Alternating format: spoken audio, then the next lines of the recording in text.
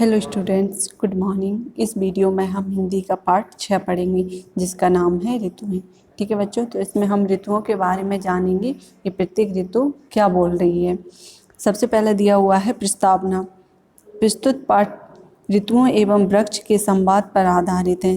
संवाद मीन्स होता है बच्चों बातचीत। ठीक है, वृक्ष और ऋतुओं के बीच इस पाठ में बातचीत होगी। ठीक है, तो उसी पर आधारित है। ऋतुएं 3 प्रकार की होती हैं, वर्षा, सर्दी और गर्मी। ठीक है, उन्हीं सभी के बारे में हमें इस पाठ में पढ़ना है। इसमें प्रत्येक ऋतु अपने बारे में बता रही है। ठीक है, तो चलिए स्टार्ट करते हैं। शांत भाव से खड़े वृक्ष ने घास को कुम्हलाते हुए देखा। उसने घास से इसका कारण पूछा। इतने में उसे कोई अपनी ओर आता दिखाई दिया। वृक्ष ने देखा कि गर्म हवा के झोंके लिए गर्मी दौड़ी आ रही है। उसे घास के कुम्हलाने का कारण पता चल गया। गर्मी के निकट आने पर उसने पूछा, गर्मी बहन, यूं कहाँ भागी जा रही हो? वह बोली, तेज धूप से मेरा शरीर तवे की तरह जल रहा है। सभी तालाब सूख गए हैं। ऐसे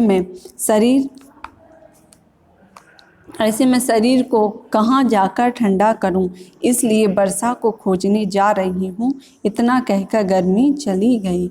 तो बच्चों, एक जो वृक्ष था वो वहाँ पर शांत स्वभाव से खड़ा हुआ था। उसके पास जो घास थी उसको कुम्हलाते या मुरझाते हुए उसने देखा पेड़ ने, तो उससे उसका कारण पूछा घास से कि आप क्यों मुरझा रही हो। ठीक है, इतने में उसे अपनी तरफ कोई आते हुए देखा। वो कौन थी? हवा थी, गर्म हवा। ठीक है, गर्मी थी वो जो वृक्ष की ओर दौड़ी आ रही थी।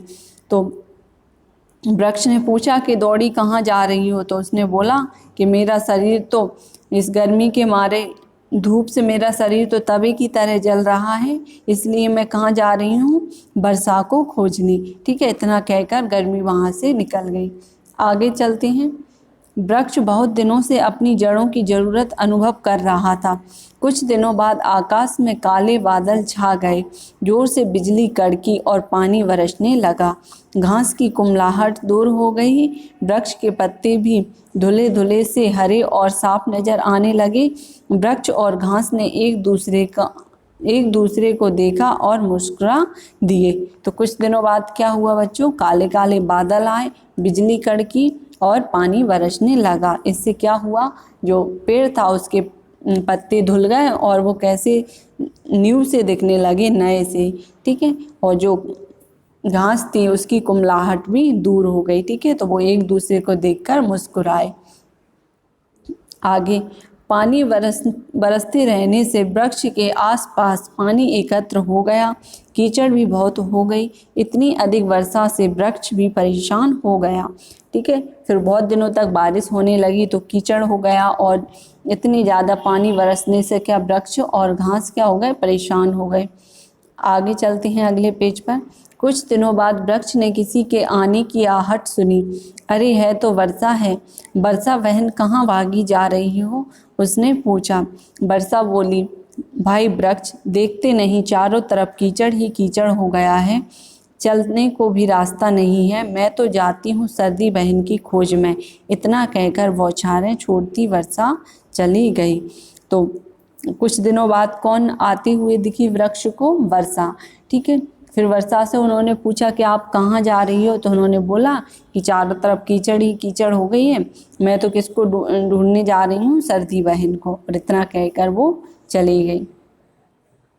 आगे, अब वृक्ष को ठंडी हवा के सुहावने झोंके लगने लगे। कुछ दिनों तक तो वो झोंके उसे अच्छे लगे, परंतु अब वे और अधिक ठंडे हो गए।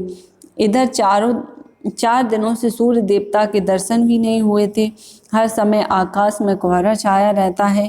धूप ना निकलने से ठंड और भी अधिक बढ़ गई है। ठीक है बच्चों, सर्दियों के दिनों में ऐसा ही होता है ना, कोहरा छा जाता है, कई दिनों तक सूर्य देवता नहीं दिखते हैं। समय व्यतीत होता गया। इतनी भयंकर सर्दी से सभी परेशान हो गए। पेड़ को भी अब अपनी पुरानी पत्तियां छोड़नी थी। वह भी बड़ी व्याकुलता से प्रतीक्षा कर रहा था कि कब सर्दी उस मार्ग से गुजरेगी। एक दिन सर्दी उधर से आ ही निकली। वृक्ष ने उससे रुकने को कहा तो वह बोली, वृक्ष भाई, मेरे सभी अंग ठंड से ठिठुर रहे हैं। मैं गर्मी की खोज में जा रही हूँ। चिलचिलाती धूप ही मुझे इस ठंड से मुक्ति दिला सकती है। तो बच्चों, अब सर्दी किसको ढूंढने जा रही थी? गर्मी को। ठीक है, क्योंकि ज़्यादा सर्दी से भी सब लोग क्या हो गए थे? परेशान हो गए थे। वृक्ष बोला, सर्दी बहन, तुम ठीक कहती हो। तुम तीनों, गर्मी, सर्दी और वर्षा के आने और चले जाने में ही मेरी भलाई है।